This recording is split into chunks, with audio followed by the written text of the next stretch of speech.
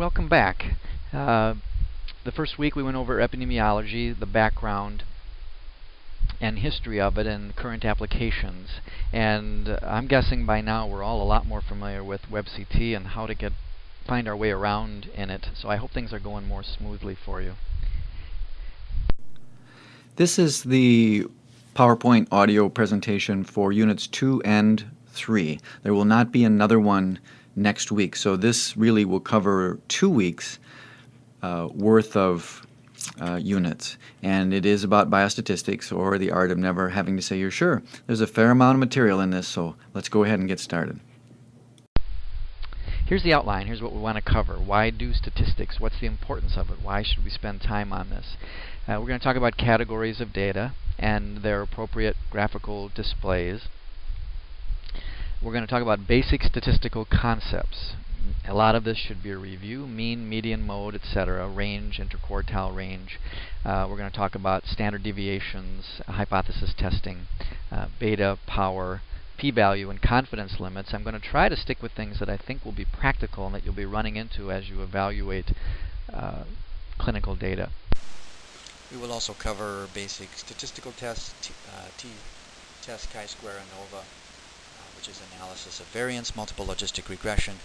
The idea is not to be able to do these yourself necessarily, but to understand what they are and when they're used in general. So why do research? Here's some examples of how we describe data when we just see a few points. And if you haven't seen this already, you certainly will in your practice in your healthcare system, where there might be 3 points of data that look like this, and people call it a trend. It's an upward trend. This is a downward trend. This is a downturn. This implies, mind you, that something really significantly has happened here. Also might be called a setback. A rebound.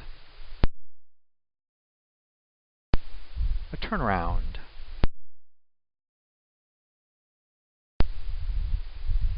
Given any 2 data points, one will almost certainly be higher than the other. So how do we know what's significant when we see data like this? Well, we use statistics. Here's another example. If you look at this, I want you to think for a moment about which of these clinics, or which of these providers, at Clinic X, has the best A1C average in their patient population. At first glance, I think many of us would look toward the left at E and O there and think that those are the highest. You see this kind of thing happen all the time, and the assumption is that those have the highest averages. What about, for example, BB?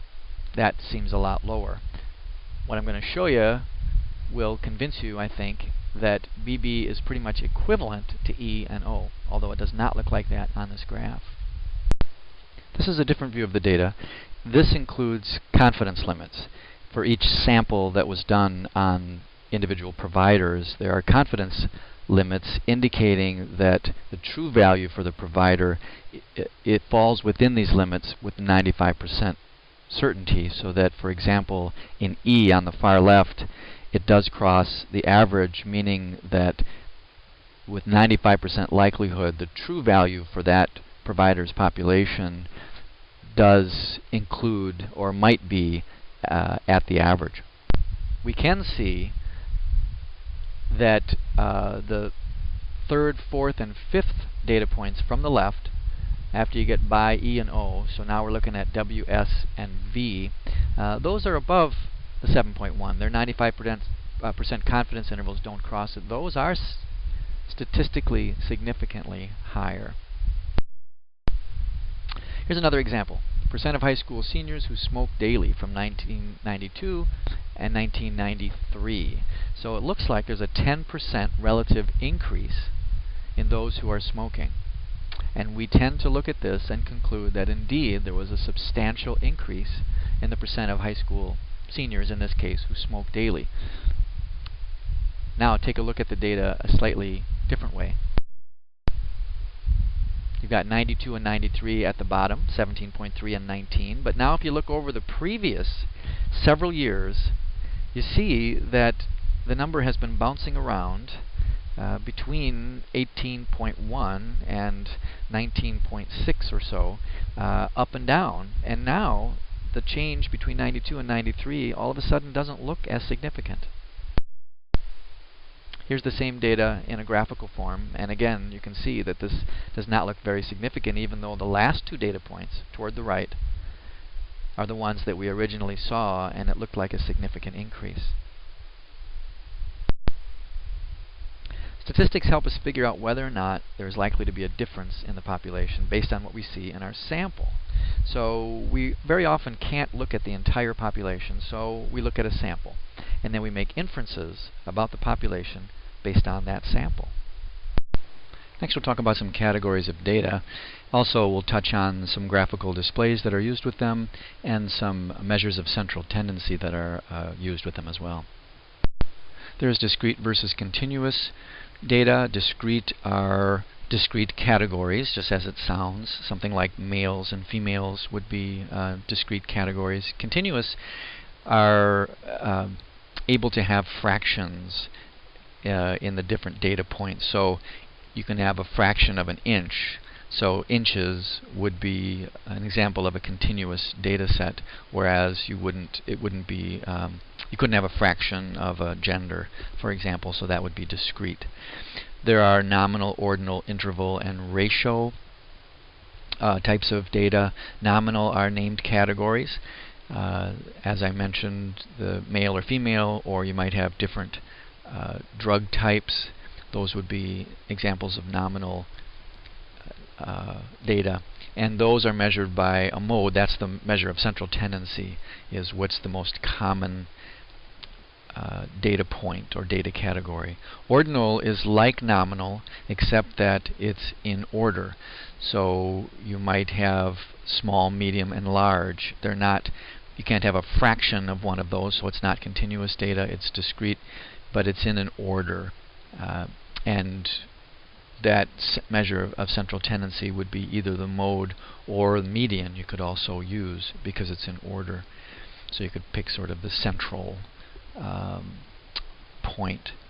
Interval is like ordinal, except that there's equal intervals. So that's where you might have, between like small, medium, large, you can't really tell what the amount is between them, but if you had different decades of life, for example, that would be example of interval.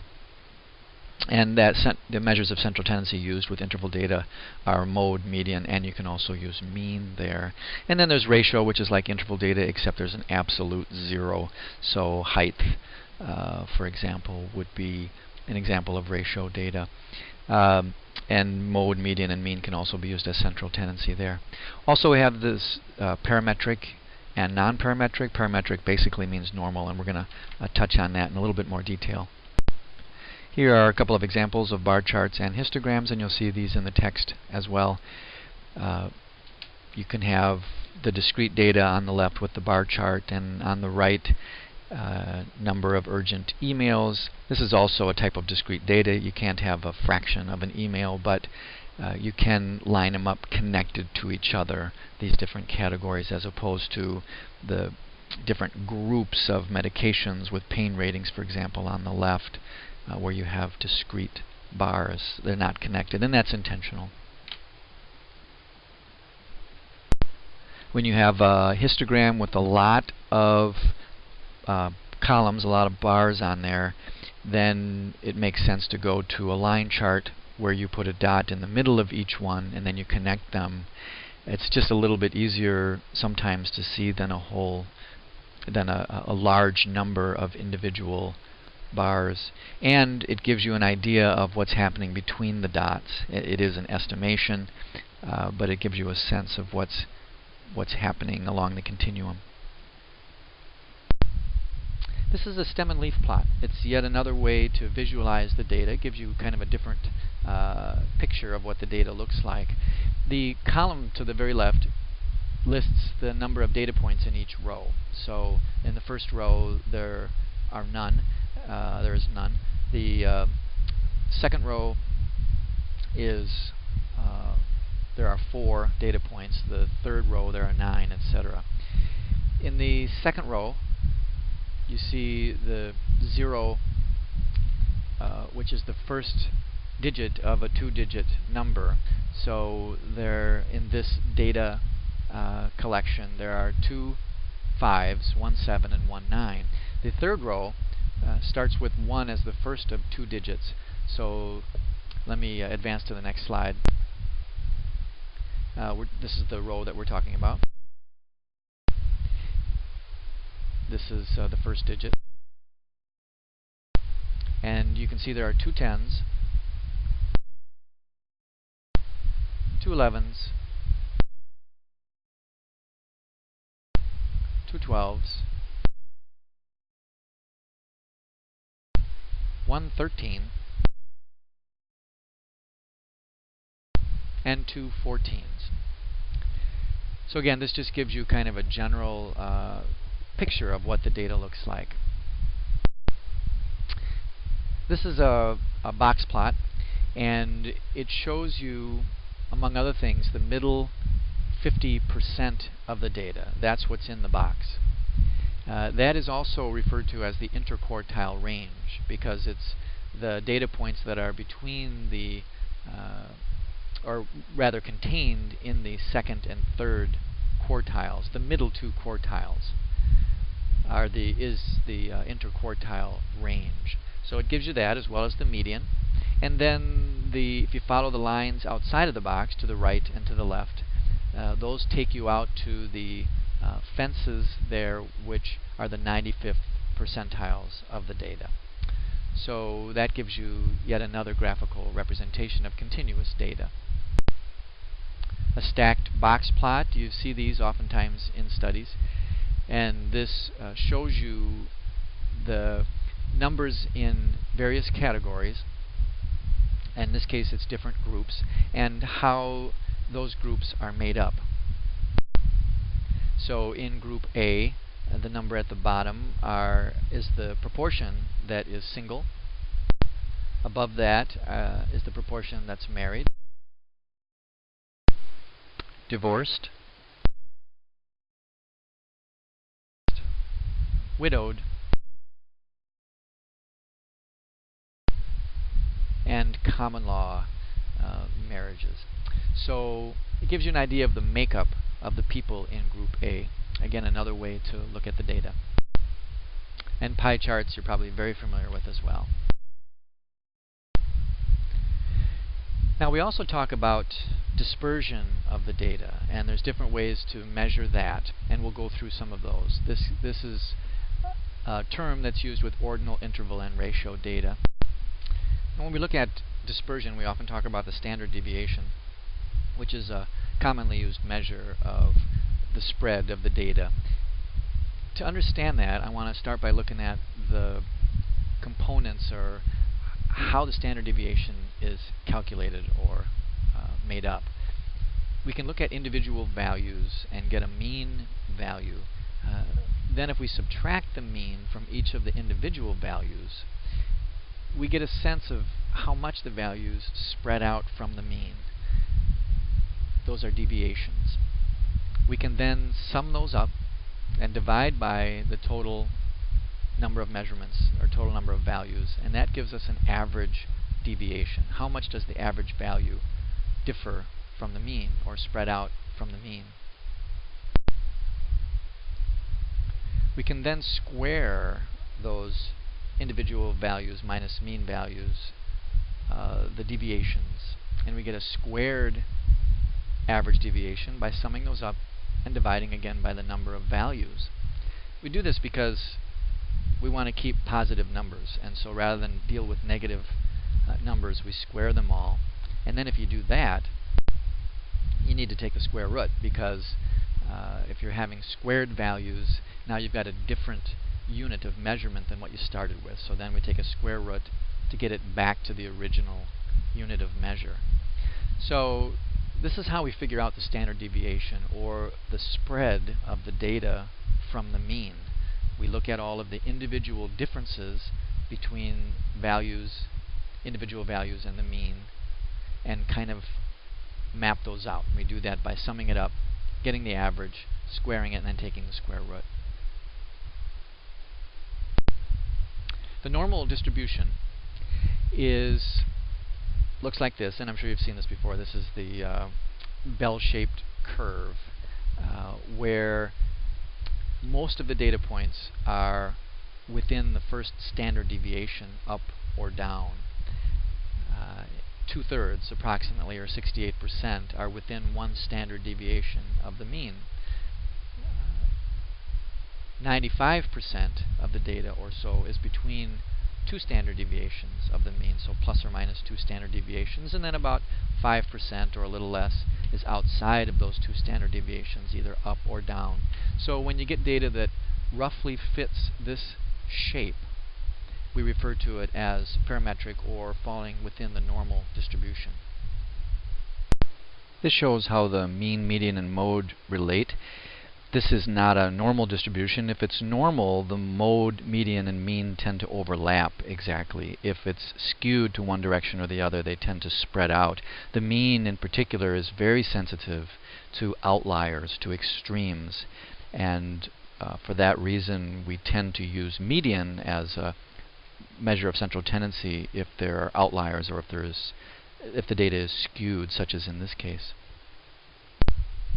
Now I want to talk about hypothesis testing, but I want to start with the life stages of a research question that we're then going to sort of walk through to illustrate the hypothesis testing. So we might want to know, for example, or we might want to test the hypothesis that people in Wisconsin are really brainy. However, that's a little bit subjective, not very clear, not very precise, so it's a little hard to measure. So we might want to refine that a little bit. We could say residents in Wisconsin have a high IQ. Again, high IQ is a little subjective, so we might want to determine how we're going to define that. Here's a more specific question or issue. Residents of Wisconsin have higher IQs on average than the U.S. as a whole. So that's the hypothesis that we're going to be testing. We want to get some samples. We can get those samples from a variety of places. Some of them are more applicable to our question than others, or more valid. So, for example, we might take samples from a UW Dean's List. That may not be all that representative. We might get samples from those who think that a bug zapper and a 6-pack of beer is quality entertainment. That might not be representative either. Or we might want to get a random sample of Wisconsin residents. That would probably be the most honest way to try to answer or address our hypothesis and find out whether or not it's true. Let's say we do our sampling. We get a sample, we measure their IQ, we get an average of 122. The question is that significantly higher than average? So here on the bottom is IQ. N is 50, that's our sample size. We get an average IQ of 122. We know that the average IQ by design is 100 overall. However, we really don't know if an IQ of 122 is higher than average. That is, are the Wisconsin residents, on average, do they have a higher IQ than the U.S. as a whole? And based on this sample, we need to figure out if that's true. We might want to get more samples. If we did, it would start to look like this. Each of these would represent a sample of 50, and they might start plotting out like this. If we do that, I think you start to get a different idea of whether or not this initial value of 122 is statistically significant. Here's some more. It's starting to take shape out here. And more.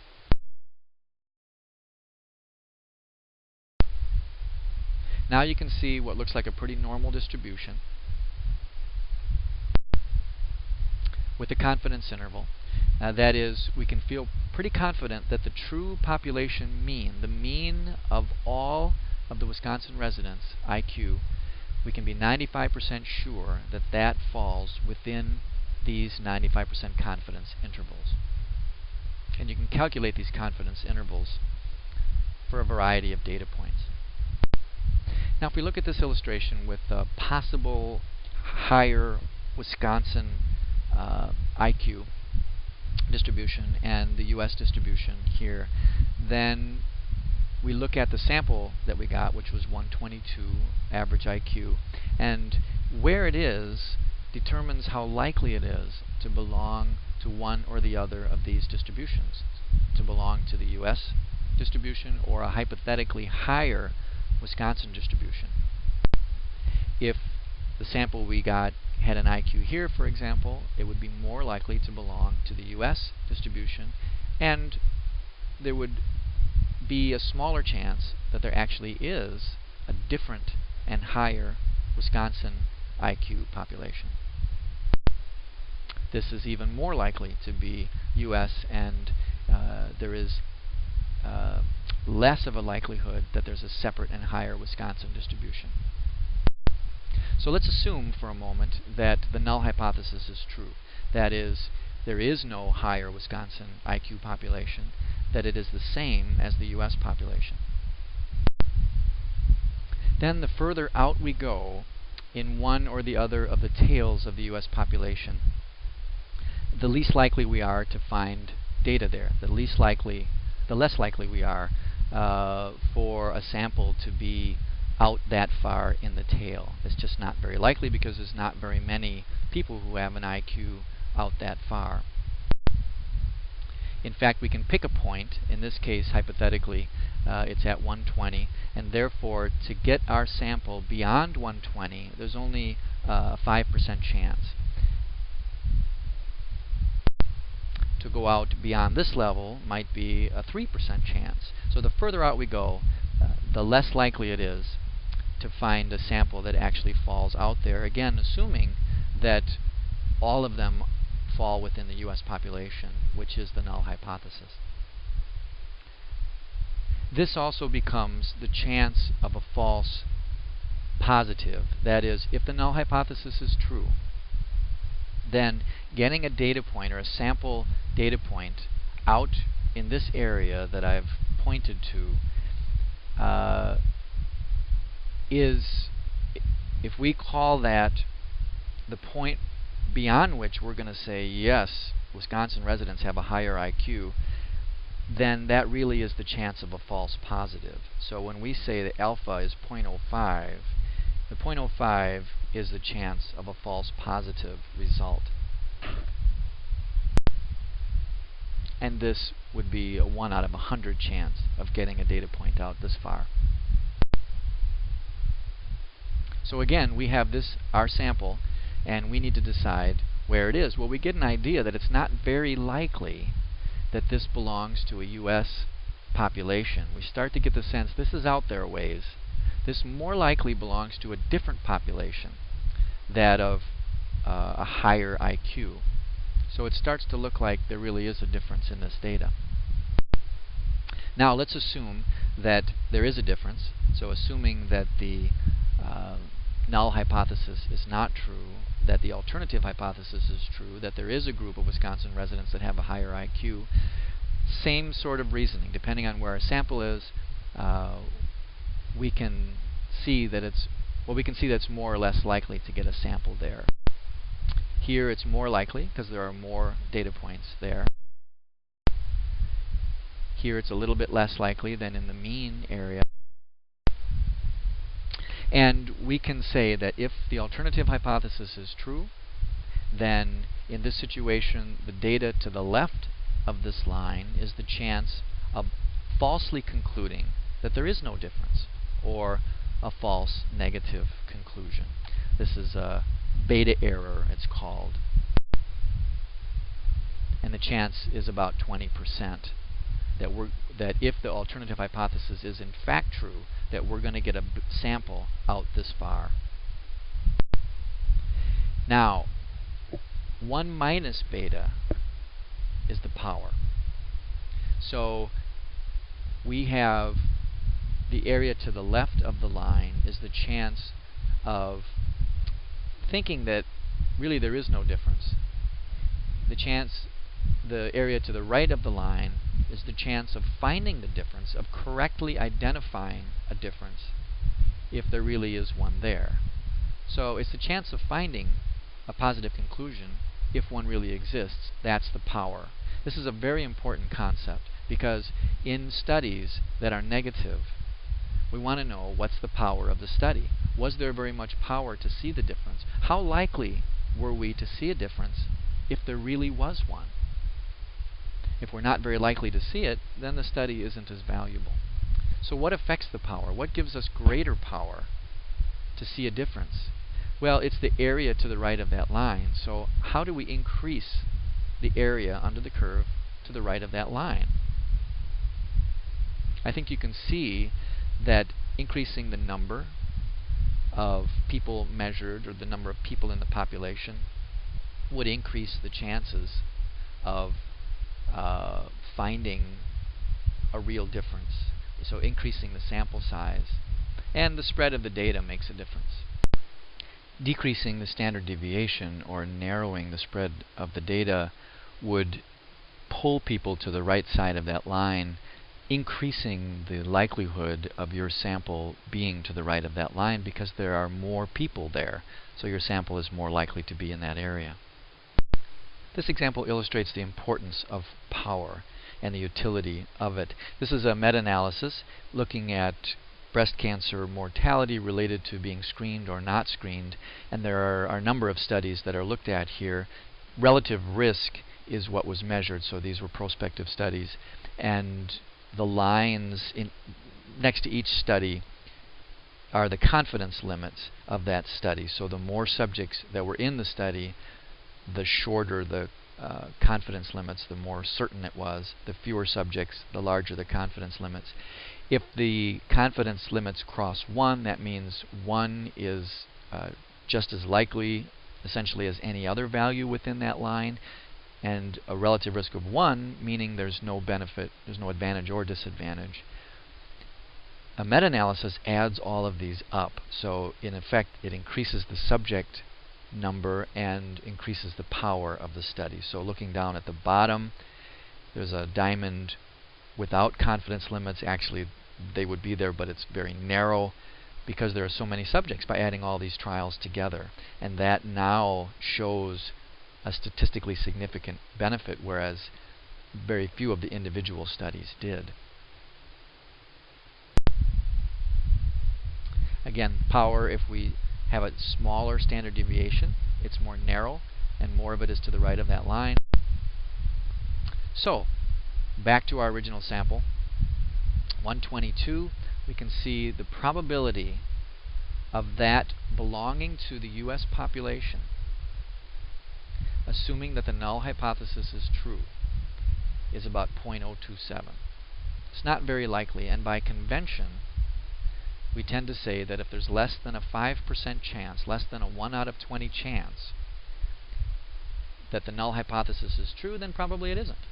It's more likely that there is a difference and that this belongs to a different distribution, in this case a set of IQs that are higher in Wisconsin residents. So we would conclude from this that there is a statistically significant higher IQ in Wisconsin residents based on this sample. Now we're going to look at a few selected statistical tests, and we're going to go through these fairly quickly. T-test is student's t-test was named actually after someone who went by the pen name of student because he had a job that was actually involved with auditing, I believe, and didn't think that people would pay attribute a lot of credibility to him. So he went by this pen name. He was the first one to sort of describe it. But if we're going to look at the difference between two means, like in this case we have two samples, treatment group, control group, sample sizes of 25 with means of 98 and 102 and standard deviations of 6 and 8. So we wonder if these two groups are statistically significantly different from each other, and what factors would influence your judgment of whether or not the difference is statistically significant. So we kind of touched on some of those already. The sample size would make a difference. Remember, the larger the sample size, the higher the power, the more likely to see a difference. The difference between the means would indicate, a larger difference would indicate more likelihood of a statistically significant difference. And a smaller deviation would make it more likely that these would be statistically significantly different from each other as well, because the spread of the data isn't as much. So when we're looking at the difference between the two means, we use this t-test, and it's a difference between the means of the two samples divided by the standard error of the difference. Now, the standard error, as you can see by this formula, is really adding up all the standard deviations. It's kind of taking the average of the standard deviations. So the sum of the standard deviations divided by the sample size. And again, we do this thing with squaring it and then taking the square root in order to eliminate negative numbers and still keep the same measurement units. So same sort of manipulation as with the standard deviation. So if we take the difference between the means and divide by the standard error, we get this t-value. Now, the t-value is increased by sample size, and I think you can see by this formula that an increased sample size would decrease the size of the standard error by the denominator getting bigger in that standard error formula. So the standard error would get smaller, and therefore t would get bigger. So the t-value would be increased by a sample size. So what would happen with a larger difference between means? Well, looking at that top formula, I think you can see that if the difference between means is bigger, then t is bigger. What happens with a smaller standard deviation? Well, back down to the standard error formula, if the numerator is smaller, then that standard error is smaller. If the standard error is smaller, then t is also bigger. So it kind of goes back to our power. It's analogous to the power discussion. So increased sample size, increased difference between means, smaller spread of the data would all tend to increase the t-value. Then you plot the t-value. And the further out on the tail it is, the more likely it is to be statistically significant. So we can calculate a t-value and then see how likely it is to fit with the null hypothesis that there's no difference between the groups, or whether it's out far enough to say, yeah, this is a significant difference.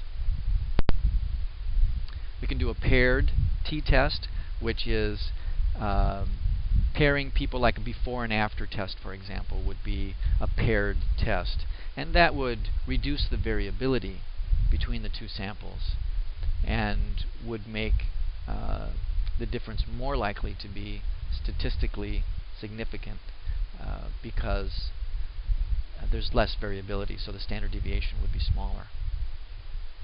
I just really want you to know conceptually that we can do a paired t-test, and that's more likely to find a difference.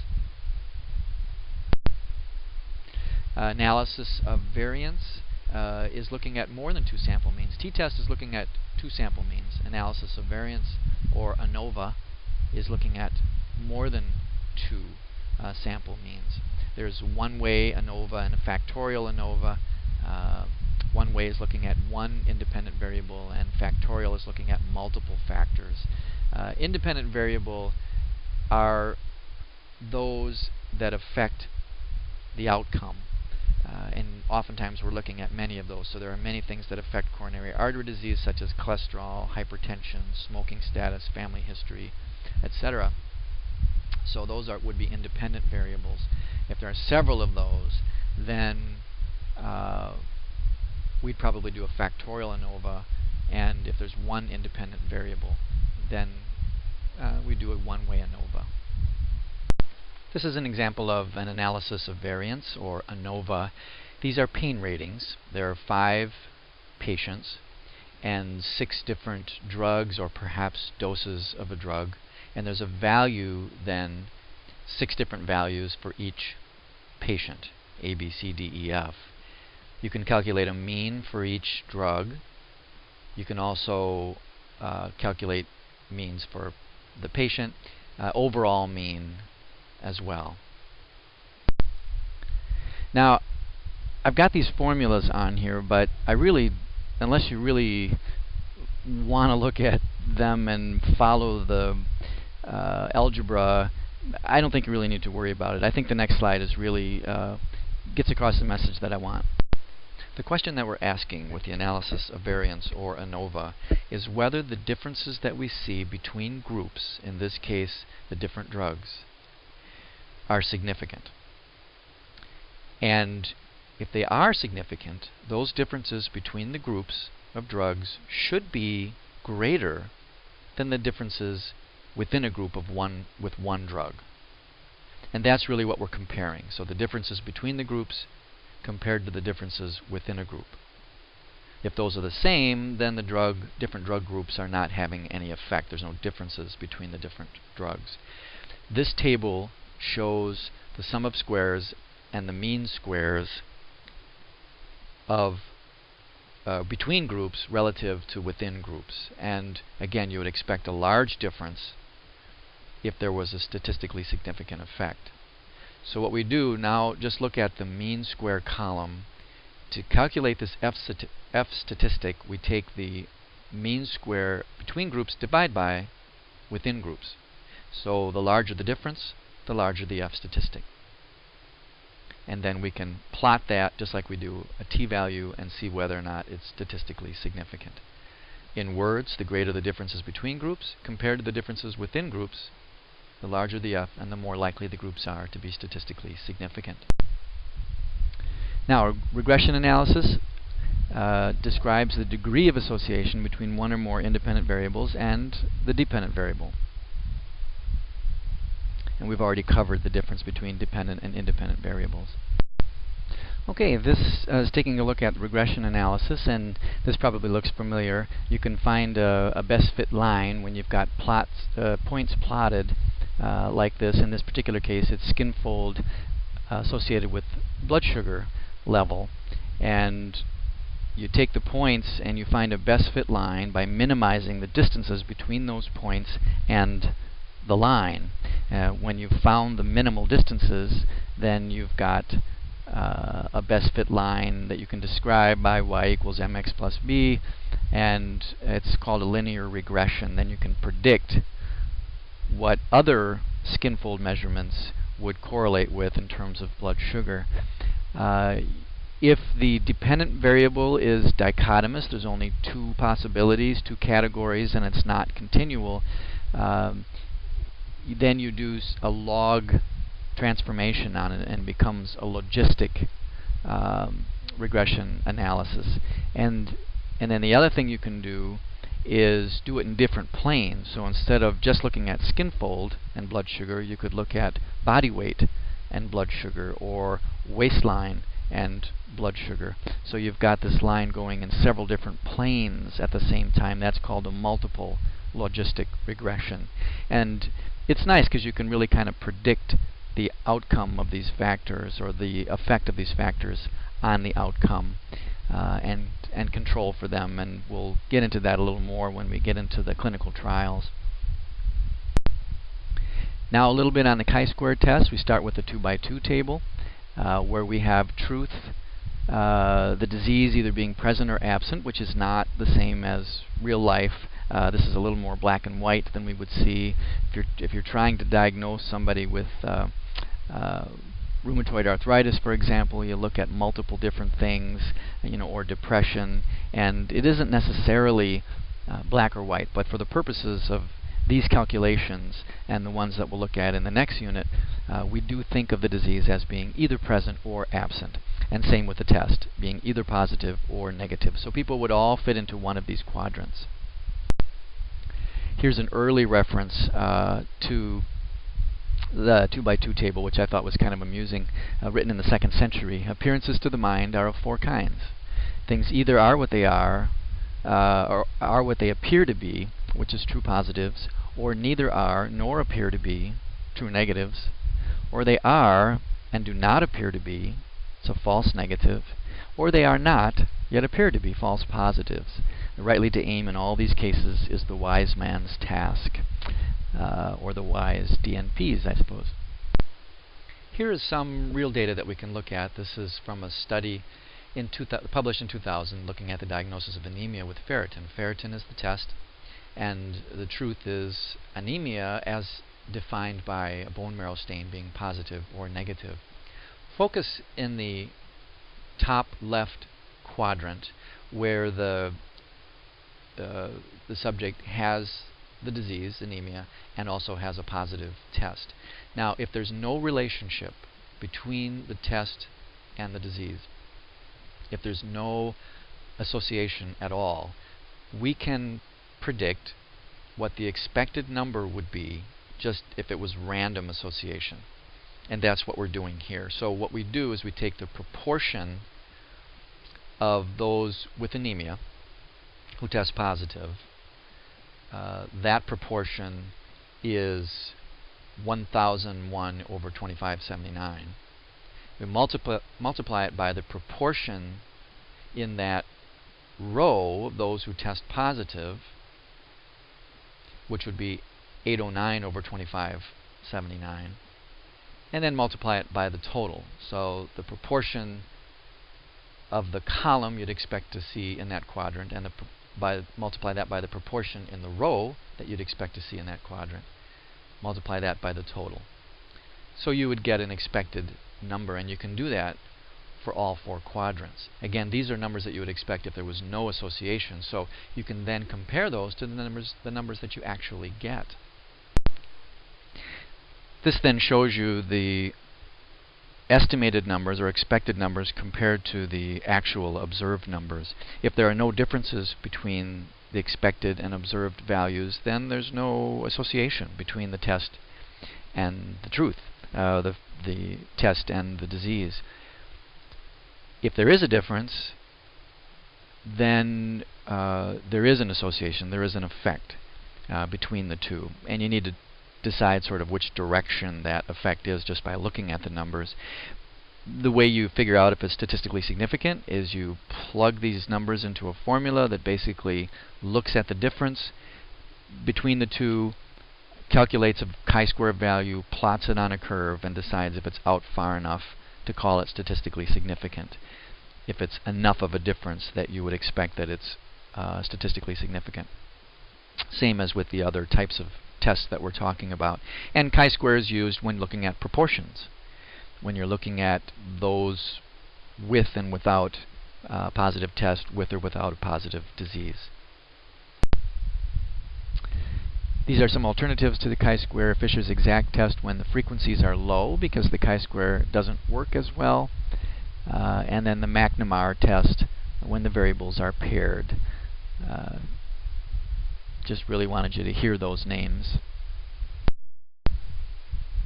Okay, the final thing in this long unit, and I know it's been a grueling one, is I want to touch on the run charts and control charts. This is the data we looked at the beginning of the unit. This is the percent of high school seniors who smoke daily, and remember we saw that it didn't change much over time. And this is a run chart where you can follow something over time. So the way you construct a run chart is you plot a sequence of data over time, and usually at 15 or more data points. You look for significant trends. So 6 or more consecutive increases or decreases. So remember we started with wondering about how do you tell if this is significant or not? When is there really a statistically significant trend? Well, if each data point, if it's random, if it would have an equal chance of being above or below the prior one. And so if it's above the other one several times in a row, it's less and less likely. It's like flipping a coin and getting heads 6 times in a row.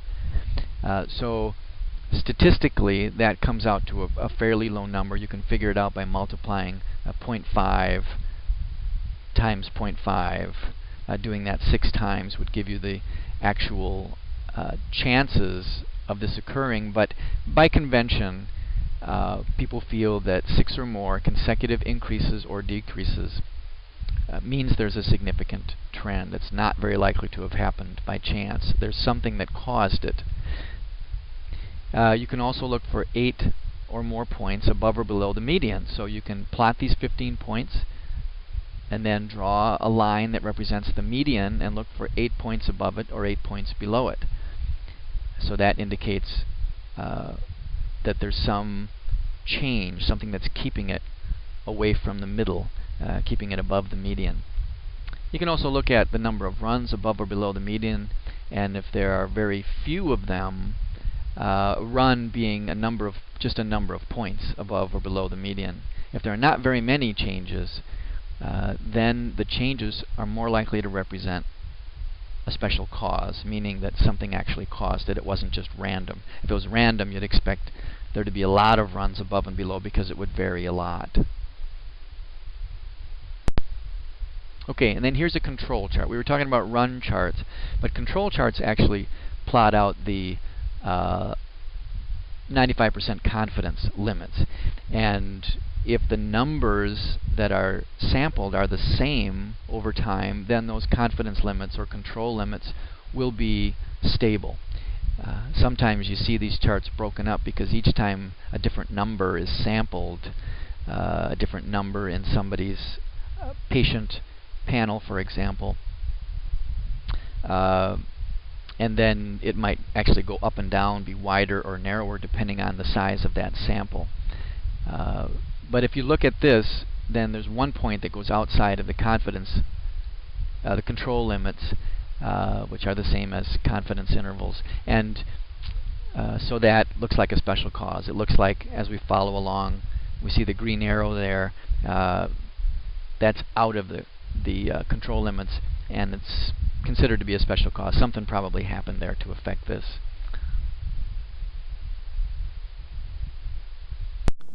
Alrighty then, you have finished the PowerPoint audio presentation for Units 2 and 3 for biostatistics. There will not be another one next week. Next week we will be continuing Units 2 and 3 with biostatistics, but there will not be another PowerPoint presentation, not until the following week, week 4, which will also be Unit 4. That's it. Have a great day.